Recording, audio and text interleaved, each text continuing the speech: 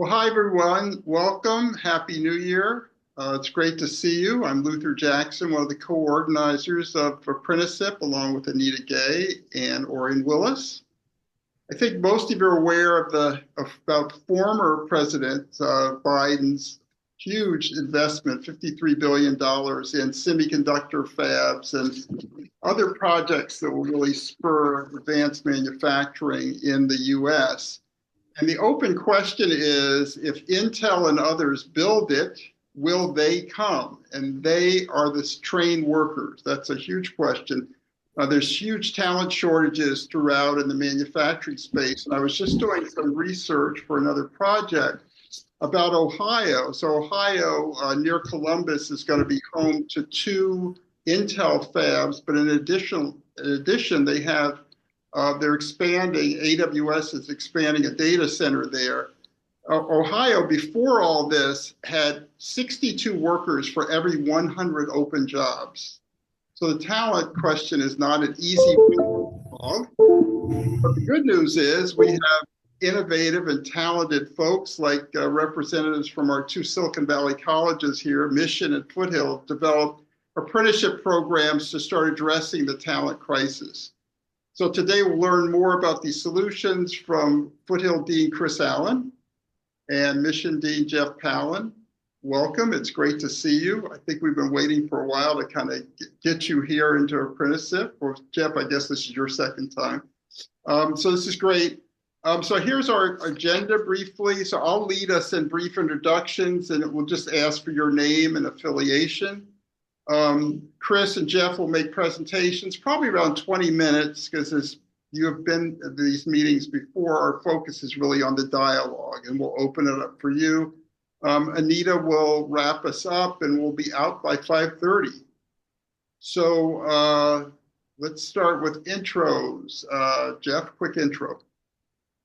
Sure. I'm Jeff Pallin. I'm Dean of Workforce Innovation here at Mission College, and I oversee our apprenticeship programs, internship programs, as well as our career technical education grant, Strong Workforce Perkins, and our CHI or California Apprenticeship, Innovative Apprenticeship grants. And I also am the lead administrator for much of our involvement with employers and other members of the community. Thanks, Jeff. Chris. Good afternoon, and so nice to see so many familiar faces. So good to see you all. Chris Allen, Dean of Apprenticeship Program, Foothill College. Orion. Yeah, Orion Willis, TechSF, ApprenticeSIP co-founder. Happy New Year's, you guys. It's great to see you. Temple. Temple, you're on mute.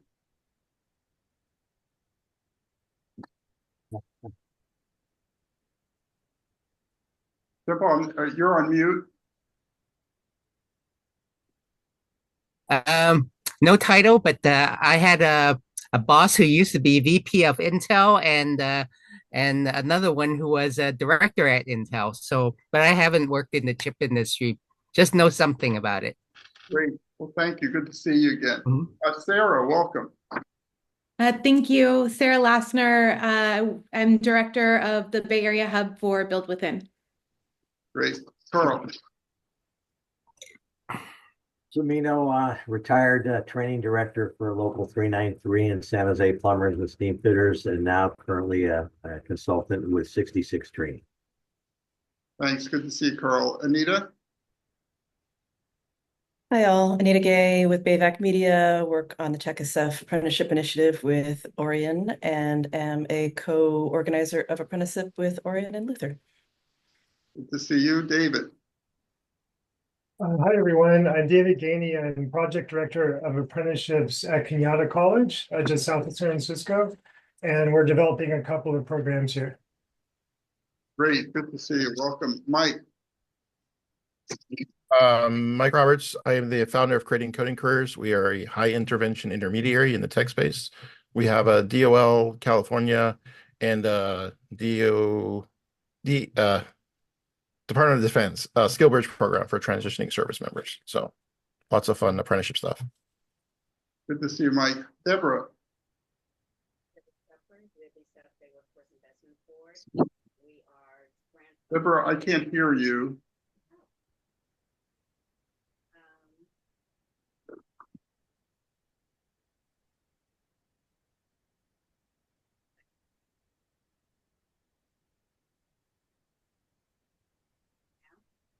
Can't hear you yet. I'll come back to you. Kate? Hi, Kate Stilley-Steiner from Citizen Film. I'm a documentary filmmaker and I'm researching how I can be helpful to further the apprenticeship movement in the United States. Oh, good to see you. Thanks. Rick? Rick Rafey, I work with Mike in creating coding careers. I'm in Santa Clara, so I'm sort of the northern wing of that. Great. Mark? Yeah, I'm Mark Martin. I'm the regional director for manufacturing workforce for the Bay Area community colleges, and I do work on manufacturing apprenticeships and recently started working on a battery technician apprenticeship. Oh, that's exciting. Love to hear about that. Kristen, good to see you. Hey, Luther, good to see you too. Kristen Wolf, I'm with Social Policy Research, and we do a lot of evaluation and TA in the apprenticeship and work-based learning space. And I want to just give a +1 to Kate. I was like, what? Say more. So anyway, glad to be here. Thanks. Erwin. Yeah. Hi, I'm Erwin Jankovic. I'm former the Metropolitan Water District of Southern California. We started a apprenticeship program there 23 years ago, and I followed it ever since. So I'm now on the board of ISPI SoCal. Great. Well, good to see you again. Deborah?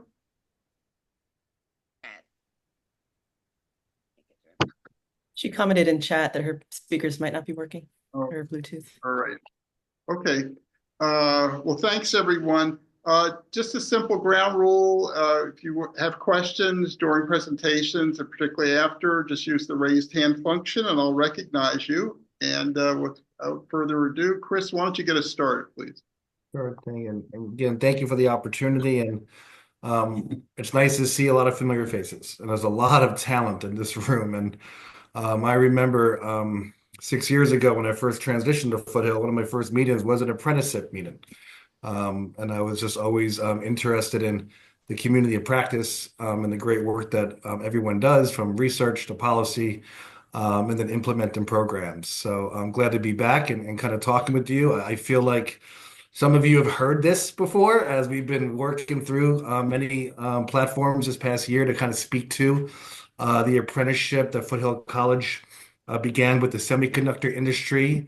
And really the conversation began in 2021, of the summer of 21. And it really just was a conversation about apprenticeship. It was speaking about the model. And it was a buzzword at the time, and it is still. And if you Google apprenticeship in Santa Clara County, Foothill College will come up first, because way before my time, Foothill College was involved in apprenticeship, primarily with the building trades. And Carl Simino, my friend over here, we worked very closely together for a lot of years. So it's great to see him. And taking that experience of working with the building trades allowed Foothill College to create a position that I'm fortunate to be in, to really kind of look for new and innovative apprenticeships and industries. And we really landed in the semiconductor industry by chance because of a conversation about apprenticeship. So I really want to just kind of add that context to how this all started. And in that conversation, it began with, well, what's the vision of this industry? And I applaud the semiconductor industry. And the partner at the time we were beginning to speak with was the Semi Foundation that represented over 3,000 semiconductor companies globally. And they were interested in providing an apprenticeship for their member companies, as member companies were asking because of the newly signed CHIPS and Science Act that came from Congress and signed into law in August of 2022 by President Biden, with over $55 billion to really onshore advanced manufacturing semiconductor jobs here, again, in the States. And that conversation led to a grant opportunity with the California Apprenticeship Initiative, a CAI grant. We had less than 7 weeks to put together a proposal. It was fast and furious, all the way down to the last minute of getting that proposal in. The deadline was 5 o'clock, and we got it in at 4:59. And I always think, what happens if you hit that button and it didn't go through? That would have changed a trajectory of a lot during December of 2021. And we quickly got to work. And that grant allowed us to really start to develop curriculum and start to engage with employers on how to register an apprenticeship. And because of our institutional knowledge at Foothill College, and the apprenticeship model is well implemented because of the brilliance of the building trades. This is an apprenticeship model that the building trades have had for over 100 years, and they know how to do it right. And so when you learn from the building trades, you're able to implement the new and innovative apprenticeships in new industries with technical guidance and providing that guidance that they need as an employers learning about apprenticeship for the first time. So we quickly got to work in February 2022, and then we wouldn't have been able to work as fast as we did without having a subject matter expert. And again, by chance, we had our chair of engineering department who worked in the industry for a couple of years that was able to speak the language, identify work processes, understand the occupation of process technician, and then quickly got to work developing new courses for employers. And that was really the beginning of earning trust. I think trust is a word that I want to use because that's a really big part of this process of a partnership, of a relationship, of anything, of any kind is trust. And I think once we've earned that trust with our employers, it allowed us to work at a relatively fast pace to move new curriculum through the community college system, which there's a narrative out there that everything moves slow in higher education, and it's probably not too far off from the truth, but there is opportunity to work faster when you have all the right people at the table. And I think that's what we had with this new semiconductor apprenticeship for the occupation of process technician, is that we had the right people at the table working together in a cadence of meeting twice a week for over a year to develop new curriculum, to identify the work processes, to register with Department of Labor, work closely with Division of Apprenticeship Standards, and get all our registrations done and curriculum launched and recruitment in less than 9 months to launch the first cohort. That just graduated this past December, the first cohort of process technicians in California. And we had a really big party in December, and I'm hoping to share some pictures with you here after I kind of show maybe the sequence of courses. So first, I'd like to share maybe a little bit of the sequence of courses here. Let me just see if I got the right run. Can we all see this? No?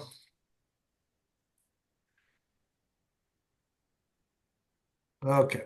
How about now? Good. So this is a sequence of courses. It's a year apprenticeship. We have multiple employers involved, Applied Materials, Western Digital, Enablance, and Infinera. We had 4 main employers that registered their apprenticeship standards with Department of Labor and DAS.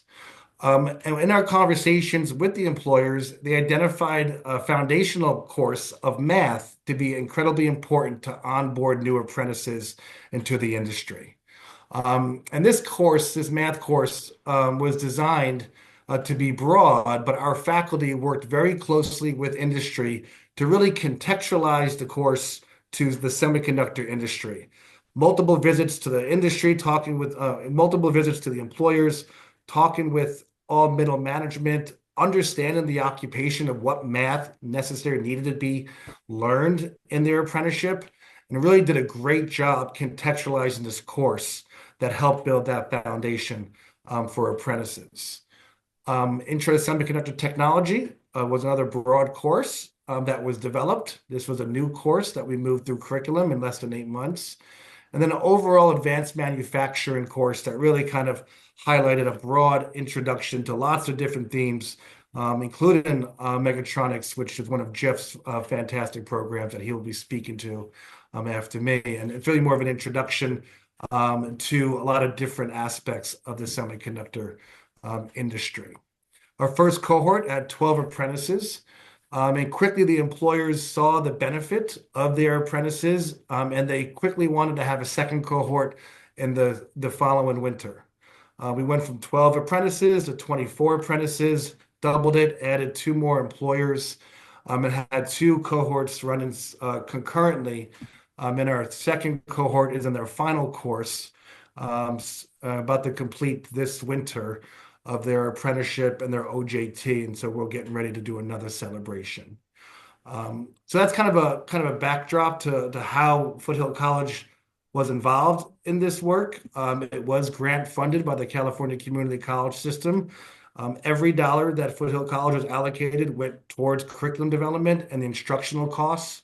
No salaries have built into any of the CHI grant dollars that we received. So there's no cost to employers. There's no cost to the apprentices because tuition and fees are waived in the California Community College System. And it's been a model that has helped other employers think about their onboarding of how they would like to be involved in the mentoring and the training of not just new employees, but also incumbent workers as well. What we saw in the second cohort was a lot of contract workers that started to become full-time employees. And I think that is just fantastic. I think, speaking to the second cohort, some of the apprentices, they were contract workers working 32 hours a week with no benefits. And now they're full-time employees at the company that they've been contracted with. I think that in itself speaks to the power of the apprenticeship model. And a lot of them love being back in a college classroom again. We have been working closely with building a stackable certificate pathway for the apprentices as they complete their first sequence of courses in their year apprenticeship. They're asking what's next. I have not been back into a classroom in a very long time, and I want to know what's the next class I can be taking. So we've been working closely with our engineering department. Let me just share this real quick to talk about the pathway. And this really kind of speaks to what we think is important for workforce development for employers is not just to have an entry-level position for the apprenticeship. This is a great on-ramp, but what other occupations can they have while they are, other employment opportunities that they can have while they're employed. And we identified that vacuum systems is a course that would help them have a specific credential. And the need for some chemistry. So we have a stackable certificate from the apprenticeship. That is, again, another 3 courses. We want to keep the program about a year, 3 courses as they're working full time. We understand that the work schedules are 12 hours, 3 days, 12 hours, 4 days, 12 hours, depending on the employer. Those are long shifts, right? So not everybody can take 2 or 3 courses. So having 1 course is attainable for a lot of our apprentices. It's something that they can hold on to. And then we're in the process of our final stages of getting an approval for an AS degree in semiconductor engineering, which will be a very much a heavy engineering degree with calculus and physics and alike that employers have identified this AS degree that could possibly meet the min quals for engineering positions in their companies because of their work experience in the clean rooms. Right. I think that's the vision of California community colleges or local Silicon Valley community colleges having an opportunity to build that pathway, an AS degree that can transfer to a bachelor degree and then go continue on for the apprentices that we're serving that are coming from all walks of life. We have an apprentice who shared her story of having to work 3 jobs for almost 5 years and loved science. She was almost done with her degree in Mexico, but then she had a family emergency. She had to come back, and she was a biochemist. And so for her to get back into the classroom,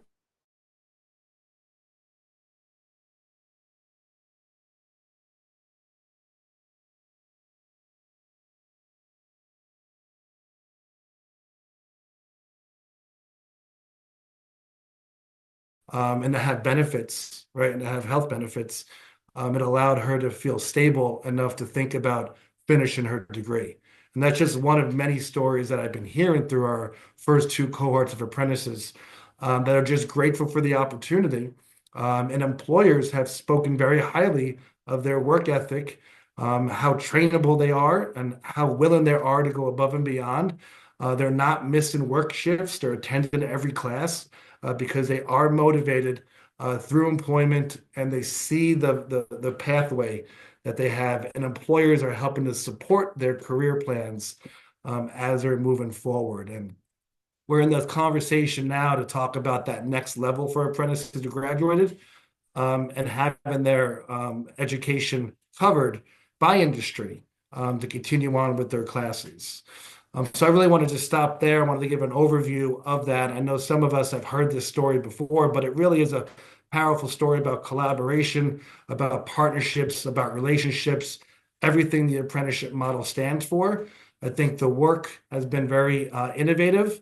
And then Jeff and I had a conversation, I know 2 years ago, maybe 3 years ago, and said, hey, well, what if we're doing work together, because his program speaks to a whole different occupation.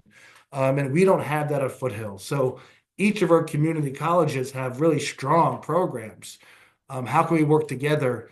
And this is why we went after a Department of Labor Strengthen for Community Colleges grant to have 5 community colleges supporting the industry with their manufacturing programs. I'd like to now hand it over to Jeff to speak about the great mechatronics program at Mission College. Thank you, Chris. Take it away, Jeff. Needed to find the audio button. First, I had to find my mouse. Anyway, this is a very familiar position for me to follow Chris. And let me just explain a little bit about that. Mission College historically has an apprenticeship program in transportation. It's a very innovative program working with the local transportation agency, Valley Transit Authority, the union, Local 265 Amalgamated Transit Union. And this is something that I inherited when I took over apprenticeship in 2022. And Chris is right. I went to Foothill College to the Krause Innovation Center because it was a presentation faculty from Berkeley on the CHIPS Act. And I went there with our STEM dean and listened and introduced myself to Chris and learned a little bit more about what he was doing. And of course, Mission College is very jealous of the long history that Foothill College has with apprenticeship. Chris talks about the institutional knowledge that they had about, registering an apprenticeship program. I had to learn that from scratch. But just to give a little bit of color to my comment about following Chris, let's face it, in business, a follow strategy can be very, very successful. They say that there's a fine line between leading edge and bleeding edge. So when you're in the lead, it's very easy to fall off. When you're following, it's a little bit easier to copy. And yes, we did borrow a lot from Foothill and other colleges. In fact, two of the people here attending had helped us. Carl, you helped us through 66 training. Thank you very much. And another person who helped us, as I'm looking around, I'm thinking, who else helped us? Well, there's Mark Martin, who's our regional director for manufacturing. He also helped us as well. But going back to what Chris was saying, that's really important. We have a hardware technician apprenticeship program. How did we ever get that? In 2019, our STEM school engineering department created and registered a certificate of achievement program in mechatronics and a degree program, an associate degree program in mechatronics.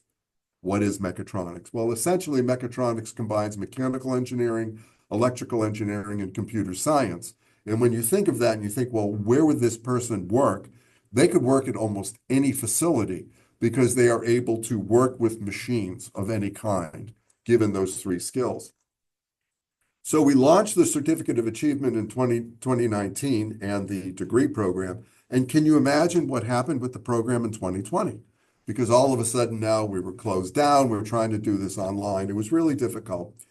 In 2022, the program started to take off. A lot of effort. We worked with the workforce development boards. We worked with various other intermediaries. I picked Chris Allen's brain. I talked to Luther Jackson, who at the time was still at NovaWorks, worked the future in San Jose. I was begging, borrowing, and stealing from anybody, as were the faculty in the department. And it started to pick up. I went to the dean and I said, I'd like to develop an apprenticeship program in mechatronics. What's that? Well, I didn't really have a good answer. So even though I was overseeing the transportation program, but we did apply for a CHI grant. And in June 2023, we had our first advisory committee meeting, which is required by state education code for any kind of career technical education programs. We funded it with strong workforce, but it was ostensibly, how do we move forward and develop an apprenticeship program in mechatronics? Very successful advisory committee program. And with the grant, we were awarded the grant for July 2023, so we had the CHI grant. We already had the curriculum in place. Remember, Chris said that he used the CHI grant to fund curriculum development and so forth. Great use of the CHI grant. We didn't need to do that. We already had the certificate program in place. And some of the really important points to make about the certificate program is designed to be done in 1 year. All the courses are taught at night, so full-time employees can attend at night. There's a lab lecture series, and there's 2 required courses, and then a series of electives that really combine all of those skills. So we then, or I, learned a little bit more about how do you register an apprenticeship program. And I know that Chris knows the ropes of that. I wasn't that sure. Remember, I had inherited the transportation program. Mission College isn't the standard sponsor for that program. Valley Transit Authority is. So I didn't know much about it, and I picked a few brains. And we came in, and we had identified one employer, the big one, Applied Materials, who was very interested in being the sponsor. So we worked with them to develop the standards, worked with their production managers and their engineering. They looked at the mechatronics certificate program and they said, we're not really sure. So we opened the kimono. We showed them all of the curriculum. We had meetings with our faculty. In one bright day, and I love that quote that Kristen put in the chat, one bright day at the 11th hour, and Carl remembers this as well, both production managers at Applied Materials and the engineering department said, yes, we want this certificate of achievement. All of a sudden, we were ready to go. Applied Materials had the Department of Labor registration done, and then we applied to the Division of Apprenticeship Standards in California, and voila, we now had a registered program, having used the CHI grant to develop it, the CHI planning grant to develop it. And now we have to implement the apprenticeship program. So what's the career path for an apprentice? And this is in general, but this is what we have really focused on. It could be a current college student in the program. It could be an employee at the company. The workforce development boards or other intermediaries may bring forth potential candidates. And remember, the apprentice must be a full-time paid employee of the company, and the program is free. That's part of what a Division of Apprenticeship Standards registered California apprenticeship program is. So the apprentices go through the learning and development classes alongside on-the-job training. They are done in roughly 1 year and they have a college certificate, they have college credit, they have employment. And the big question, and Chris hinted at it, is what's next? And as Chris was saying, and I've seen this in several programs that I oversee, the apprenticeship program at Valley Transit, bus drivers are interested in continuing their education. They never went to college before. Many of them have GEDs. And all of a sudden now they've opened up and they said, you know, I really like this. I want to learn more. We have a very powerful partnership with Year Up, the nonprofit organization that in 1 year takes people from the community and helps them learn specific skills. Our 3 programs are in IT help desk, data analytics, and project management. I just went to a celebration today. The cohort that started in January 2024 is just finishing up. And of the 64 interns, students, nearly 40 of them, 50 of them rather, have converted into full-time employment at the companies that they were interns at. So this is a very successful thing. And the question is, what's next? So the apprentice often becomes a lifelong learner.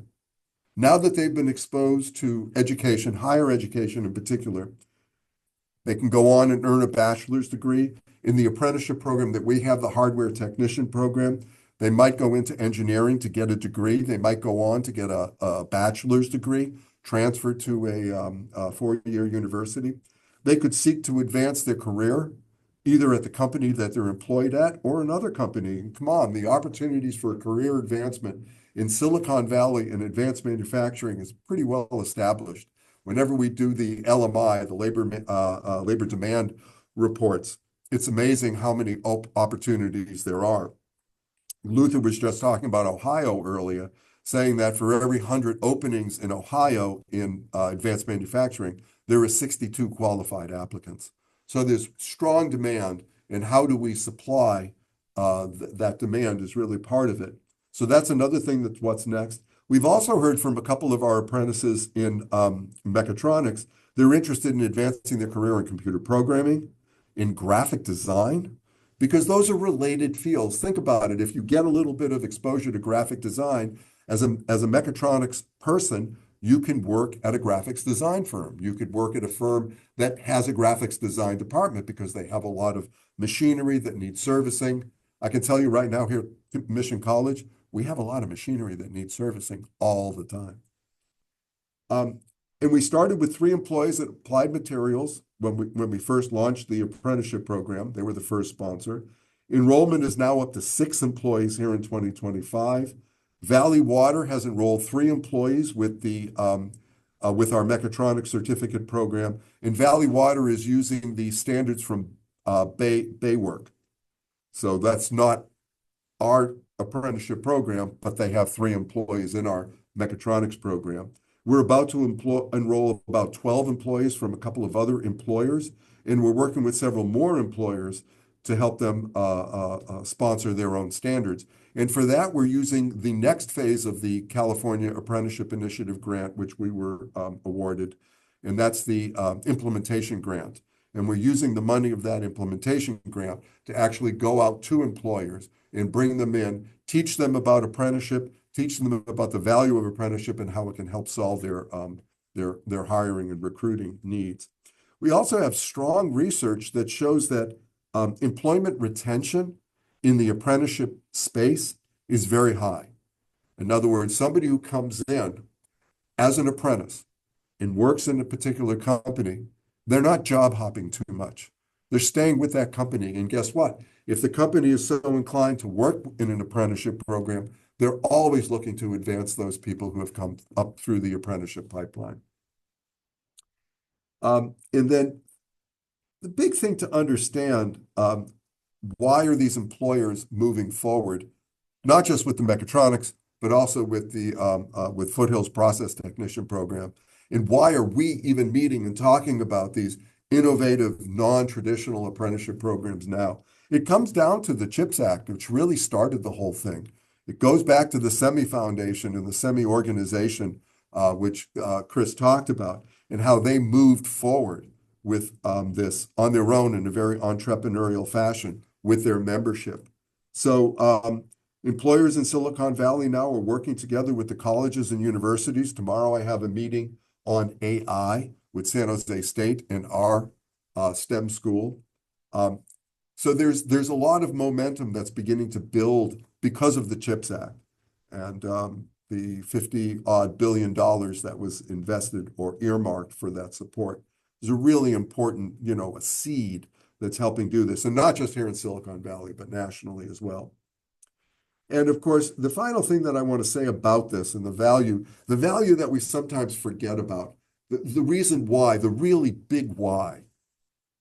We rely upon the community here in Silicon Valley, both locally and the greater community nationally, to support the development of these innovative apprenticeship programs. They're innovative, they're non-traditional, but ultimately what we're trying to do, and this is why is my camera suddenly blurry? Okay, maybe it's just me. No. I'm blurry. Anyway, the real why is about continuing to provide upward social and economic mobility to our fellow citizens and to enable them to live a life worth living. And with that, I'll conclude. Thank you. Thanks, Jeff and Chris. That was great. Questions, comments, sharing your experiences. Rick. Well, first off, I'm really excited at the point of Jeff being at the KCI meeting, the Cross Center for Innovation meeting, a couple of years ago, because I was in that room and I had no idea that it was this historic starting point for you guys. I'm on the advisory board over there. One of the things that I had heard about the semi apprenticeship program, at least at one stage of it, was that a challenge you guys were facing was that the employers didn't really have a mentorship culture. And I'm not sure if that's something you would agree with, but obviously you're having success with the program. And I'm kind of curious if you had to do anything to make that happen, because there's already enough friction points on employers being able to get in, buy into apprenticeships. And if there's anything that's not kind of aligned with their culture, typically the companies that want to do apprenticeships probably have a culture that is going to be supportive, but I'm curious how you dealt with that, if that was a concern.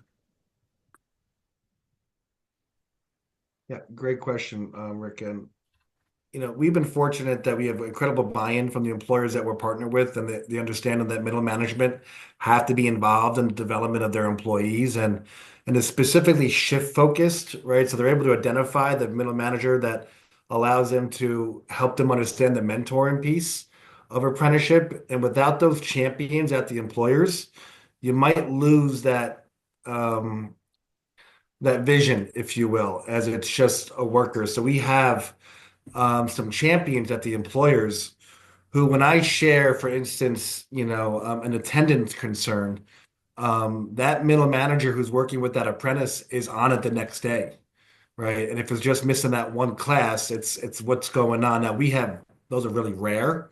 We had an exchange this week about faculty being concerned about 3 of the apprentices falling a little bit behind of their assignments, and an immediate response from the manager saying, "I will meet with the apprentice and we'll work on it." And partly was because of the onboarding piece, that they were just overwhelmed the last 2 weeks and they didn't understand the expectations of it. So our experience has been positive, but there is a champion that understands the importance of the mentoring piece of an apprenticeship. Thank you. Temple and then Kristen. So I have a question for either Jeff or Chris, is that in this program, your apprenticeship lasts a year, and you mentioned that the person lived in Silicon Valley, and we all know how expensive it is in the Bay Area. So how much are they being given for the apprenticeship to be able to survive? That's a key question. Good question. Mm-hmm. Well, the employment wages are different from each employer, but they're upper 20s, lower 30s for starting, and then raises built into their apprenticeship. And just to add something, it's a good question, Temple, but something to add is a lot of the employers, advanced manufacturing employers, say that if they try and bring somebody in from out of state, Ohio, let's say, or Pennsylvania, Maryland, the sticker shock of the cost of living in the Bay Area is pretty insurmountable. Many people accept the offer, come out here to house shop, and then decline the offer because they can't live here. So one of the strengths of an apprenticeship program is you're attracting local citizens into the program. They have found a way to survive, maybe not very well, but at least they're surviving. They're coping in some way. And so the apprenticeship program becomes an on-ramp for them to a much more sustainable income. And so that's really important to understand. They may have been working as a barista at Starbucks or in a tire shop.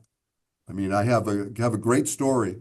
In the Year Up program in data analytics, there was a guy who was at a tire shop, and he got into the Year Up program. He's an engineer at NVIDIA now. So he was surviving as a tire shop mechanic, but now he's thriving as an engineer at NVIDIA. And I think that's something we need to understand about recruiting locally, because people already are used to the cost of living here, and then giving them the opportunity to rise up. Actually, I have one more thing to input this, just some inside information, just because I have friends in the industry. and I still see them sometimes. And they are actually looking for people who are very detailed oriented. They may not need to have the background to be smart, but then they have to have the ability to pay attention to details, be able to pick up things. They don't have to pick up things very fast, but they have to be willing to pick up things. And the learning part, I think, I can't remember whether it was Chris or you, Jeff, saying that the employers are motivated. And yes, they are. They have training programs inside the company once they find the right person. And those training programs are buku expensive. They're after the right person who can be trained and can be enrolled in their own training programs to be trained. And those training programs may send them elsewhere. And their process usually takes maybe a year in addition to their time over there. Okay, so that's the reason why it's so successful for the chips industry right now, because finding that person is kind of difficult again. And you have to find the right person. You have to find someone who wants to be detailed oriented, scientific, and having the stubbornness to stick into whatever problem they're trying to do. Okay, and that's just some insight I have from knowing people. Thank you, Temple. Kristen and then Deborah. So appreciate your presentation, Jeff and Chris. Wondered, part of the logic of the CHIPS Act was to expand the kinds of opportunities you've both talked about, both occupational and career, to more locations in the country. But at the same time, a lot, it's a limited number because not everybody has that kind of same infrastructure. But also the employers, many of them are the same, or they're in the same associations that you're working with. And I wondered if you had a window into whether and how any of the programs, because you guys were largely very early to this, do you see them being expanded or being adopted through industry associations or in other states or whatever? So, because part of what's slowing down apprenticeship is the recreation of a wheel in every state, right? And so I'm just wondering if you have a window into that spread or ability to spread or ideas about how it might be spread, or what's your take on that?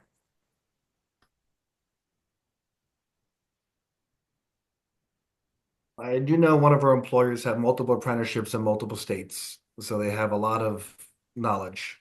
I think some of the employers are still getting used to apprenticeship and having to sell it, if you will, internally. I think we've had the first 3 cohorts. The 3rd cohort just started 2 weeks ago. That employer got such positive feedback from their last apprenticeship group that they quickly pivoted and they wanted additional apprentices. So I think we're still in that kind of honeymoon stage, if you will, of having employers get comfortable with the model. And then also designating a person to be kind of the coordinator of it all with the registration of the DAS1s and the DOL, Rapids, and all the other administrative tasks that come along with it. You need to identify who that person's going to be. And the employers that we're in partnership with have done that. But I do worry if they do move on to a new opportunity, what does that look like in a sense of consistency moving forward, right? And that has to be really embedded in the employer. So I think this first couple of years, and tomorrow we have our stand-in meeting, and we designated time to discuss best practices amongst all the employers. That's great. And talk about the pinch points and talk about some of the concerns that they're coming up. For instance, in HR, how do you initiate that raise? When other employees aren't getting that raise. And then, that's a whole lot of narratives that employers have to kind of navigate with their whole workforce, right? For sure. A lot of education around that still. I wonder if there's an opportunity for things like, and not all grants allow it, but I wonder if there's an opportunity for people like you to build in conference presentations at industry events, not at workforce events, but as a way to kind of find a platform where employers are already talking about talent solutions, but where apprenticeship stakeholders are not present. You know Yeah. what I mean? And Yes. it's I think there's probably a lot of room for doing that when grants allow it, and sometimes they do. And to your point about industry association, SEMI, has branded their apprenticeship model SCAN to be with employers in all different states. And another partner that we've Wonderful. not talked about is NICA, which was formerly NIIT, and they're a DOL intermediary that does the registration process for the employers and does provide that technical assistance for employers as well. That kind of Very brings cool. that model from state to state. So there is a lot of activity amongst the industry associations for sure for their member companies. Yeah. Thanks for sharing. Appreciate it. Yeah, thanks, Kristen and Chris. Deborah and then Mike.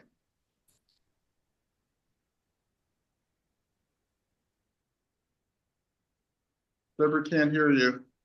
Okay. Oh, Chat? yeah, Chat? You can't hear me? barely. All right. Well, I also put it in chat. I'm very interested in your more comments on the recruiting. How you finding them? Who are the best candidates? Are they coming from the college? You mentioned some, oddball type of situations, but where's the most success? And then are you seeing the movement in the semiconductor apprenticeship sphere into Southern California? We have not, and that's what we'd certainly like to. Thank you. Chris and Jeff, did you get that? It's also in the chat. Yeah. Yeah, good. I think Chris can speak well because they have more experience at Foothill with a larger number of apprentices, so he can speak to where are the success points or the opportunities to attract people into the apprenticeship program.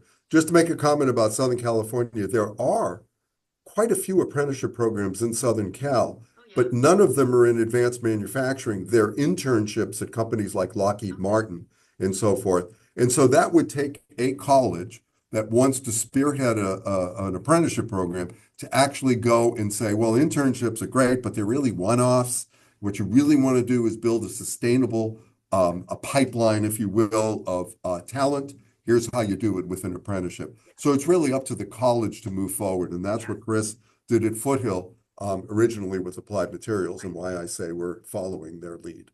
And we do definitely have colleges that are doing advanced manufacturing. South Bay WIB sponsored advanced manufacturing, Launch is sponsored, but nothing that I'm seeing per se in the semiconductor industry. So that's really where I'm focusing. And to answer your question, Deborah, really, and glad to say it, the success of the recruitment was because of the workforce development boards. The workforce development boards here locally had such a large outreach. Nova Works here in the Sunnyvale, San Mateo area, and Work to Future in the San Jose. They were instrumental. They led the recruitment efforts for all the employers.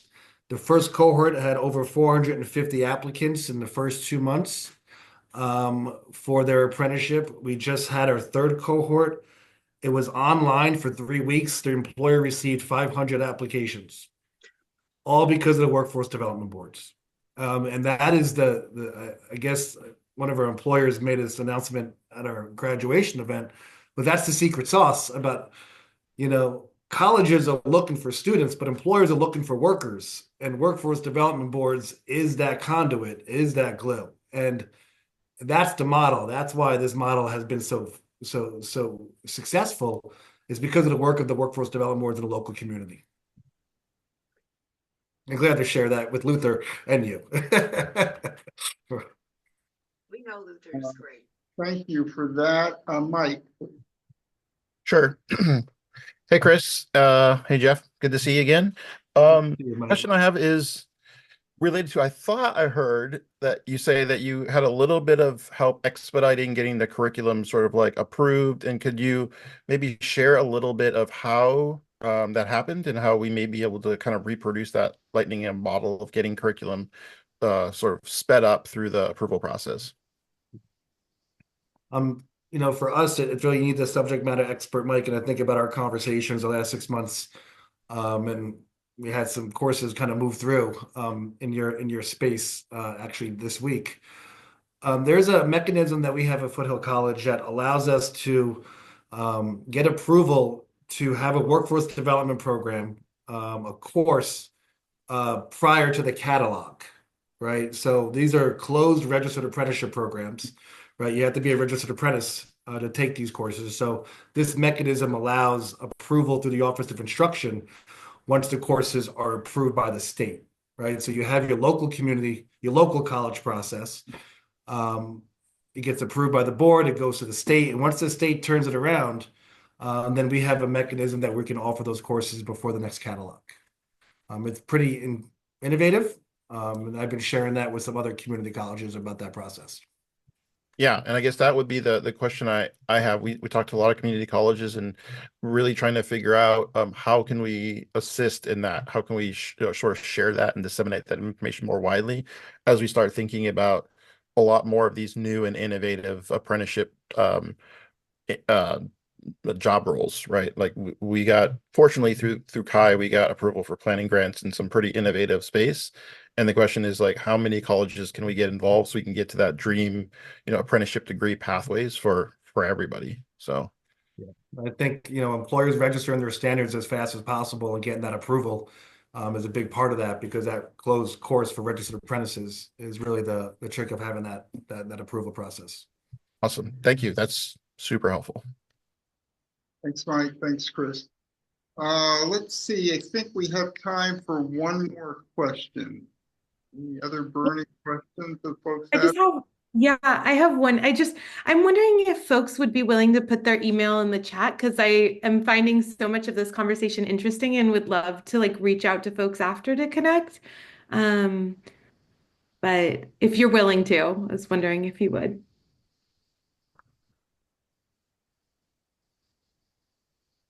And Sarah, any that you don't get, I can help out as well. I can follow up with you.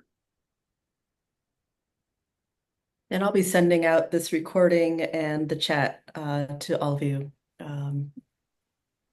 either at the end of this week or early next week.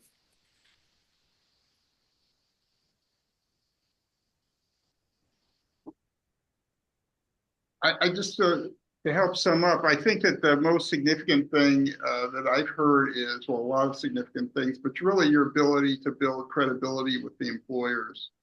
And I think that's something that, regardless of your apprenticeship program, that's something that folks should want to go back to you on and really sit down and figure out, how that happened, because that's significant. And I know it took a while, but congratulations for keeping at it.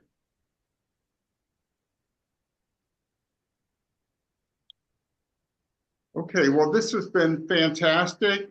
Thanks to Jeff and Chris, great presentations. Thanks to all of you, great comments and insights. I'd like to ask Anita to close this up and talk about our next time in 2 months. Go ahead, Anita. Sure. I don't feel like I have a lot to add, to be honest. We are meeting in March, and I had the date handy and then I lost it. So let me look at my calendar hanging on my wall here. It's always the fourth Wednesday. So yeah, we'll be meeting March 26th at the same time. Luther, did we land on a topic? Because if we did, I've forgotten. We will get that information out. Okay, great. Yes, so we'll get all that out to you. I want to recommend that you join our meetup group. If you are not already a member, that's how we get out most of the information about these gatherings. I also send emails, and again, like I said, I'll follow up with the recording of today's session and the chat, which will include all those emails if you weren't able to capture them all just now. Also added a form link in the chat, as I do every time. Fill that out if you aren't already on our email list, or if you have feedback on this session or suggestions for future topics. We've been doing this for a few years now, and we do often come up with new brainwaves of new topics, new things to talk about, but it's really helpful to hear your suggestions. We want to give you what you want to hear. So fill that out if you can. And yeah, I believe that's all I've got for you. But it's great to see everyone. Thank you for this wonderful presentation. Thank you, Anita. Thank you, Orion. And thanks everyone for attending, and particularly thanks to Jeff and Chris. Great evening, everyone.